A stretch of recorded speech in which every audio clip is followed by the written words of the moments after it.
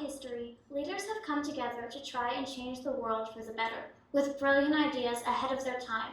Yet so many times they fail, and their vain attempts fade away into the depths of time. The Field of the Cloth of Gold was one of these events, held between the English King Henry VIII and his French counterpart Francois I as a banquet for peace. It was organized by Cardinal Wolsey, who at the time was Henry's right-hand man. The event took place between June 7, 1520, and June 24th. It was designed to celebrate and strengthen the bond between England and France. The name came from all of the gilded cloth the nobles wore. Had it gone the other way, so much could have been different. The repercussions would have shaken the foundation of the world. But of course, in our timeline, nothing came out of it, and today we delve into the reasons and failures.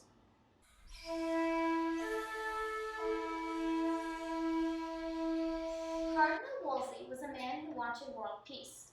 Pope Leo X wanted a truce and peace between all the nations of Europe, sort of like a medieval UN. In Cardinal Wolsey's mind, something more similar to NATO came up, to oppose the spread of the Ottoman Empire. But whether it was a medieval UN or NATO, he was determined to achieve it.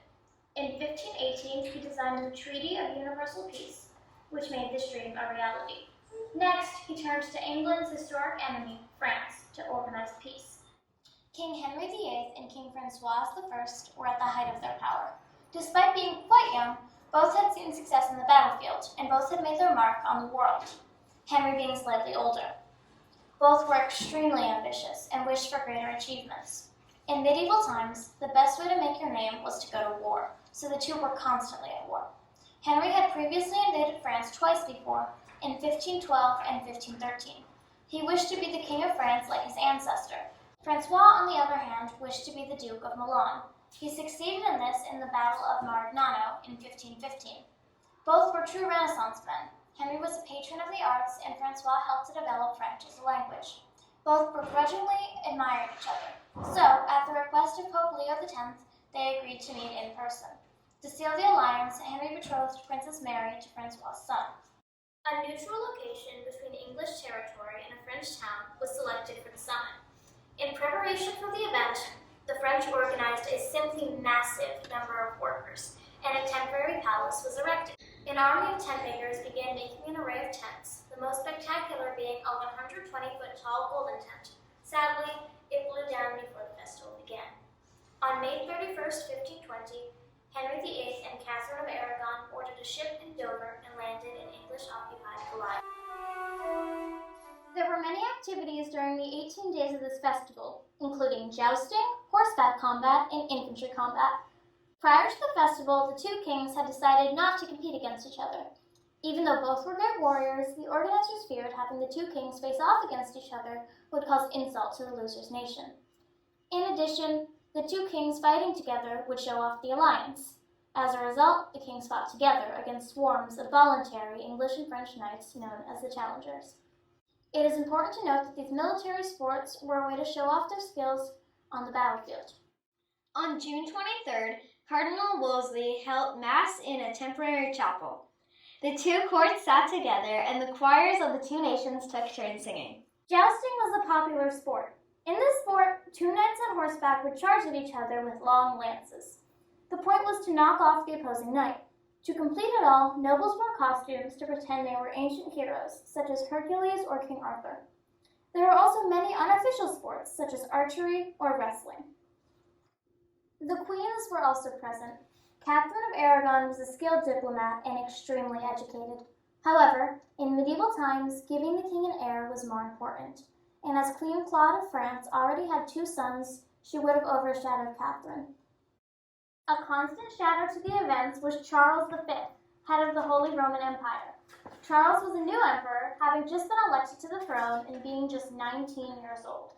However, he controlled vast swaths of Europe. Both Henry and Francois had a tedious alliance with him, but Cardinal Wolsey was determined to strengthen the bond between England and France. In addition, Charles was Henry's nephew-in-law. Henry's wife Catherine was Charles's aunt. Both Catherine and Cardinal Wolsey pushed for an alliance with Charles.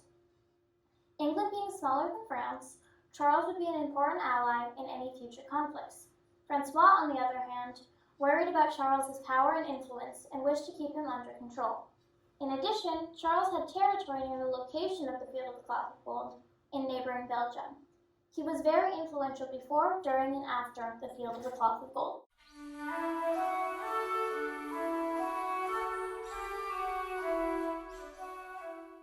As one story goes, despite the agreement not to fight each other, in an attempt to outdo Francois, Henry challenged him to a wrestling match, even though Francois was from a region famous for its wrestlers. To win, one king would throw the other to the ground. Francois won the match, much to the dismay of King Henry. Humiliated, he then shut off his archery and challenged Francois to do the same, even though the French king couldn't even draw his longbow. If this had truly happened, the political consequences would have been incalculable.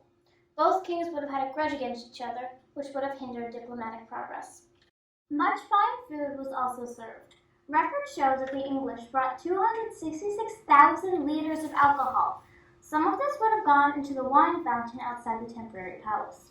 Food supplies included 98,000 eggs, 2,000 sheep, 13 swans, and 3 porpoises. Both sides brought talented chefs to cook the most magnificent meals.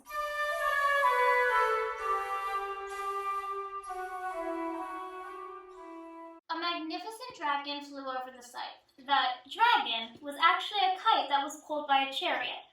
The dragon was designed to combine the English dragon emblem with the French salamander. Of course, all good times cannot last, and on June 24th, the Field of the Cloth of Gold came to an end. Before Henry departed, the two kings exchanged gifts. These gifts included horses, caskets, and much more.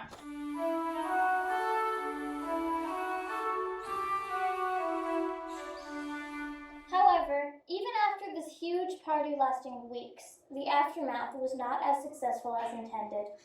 The end goal was to eventually make peace, and at least less violence between the two nations. However, this was not to be. The Field of the Cloth of Gold was a major diplomatic failure due to political and social factors, such as the French attack on the Holy Roman Empire and the general distrust between the two countries. It cost both countries dearly in terms of economics. However, if it had gone correctly, many things would have gone differently. Socially, the traditional distrust between Frenchmen and Englishmen was too strong for a single banquet to overcome. The two nations had been attempting to cut each other to pieces for centuries now, and Henry dreamed of conquest and glory in France. He admired the English victory at Agincourt and wished to find glory on the battlefield. Politically, Henry VIII wished rather for an alliance with the Holy Roman Empire, the real power of the time. After the Field of the Cloth of Gold, Francois laid out a scheme pretty similar to the Russian invasion of Ukraine. Francois attacked the Holy Roman Empire in disguise. When Charles attacked in return, Francois requested universal peace aid, saying that Charles was attacking without provocation. What didn't go according to plan was that the other nations saw through the plot and refused to aid him.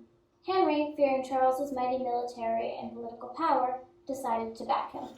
Economically, the sum of the lavish partying was great. In modern terms, it cost nearly $19 million. It cost Henry 40,000 pounds at the time, which was the same as ruining his entire court for a year. Both sides brought 5,000 people and had to feed them all. When Cardinal Wolsey fell from power in the late 1520s, one of the main reasons was the lavish spending required. It is interesting to note that both sides spent approximately the same amount, the difference being that France was bigger and had more resources.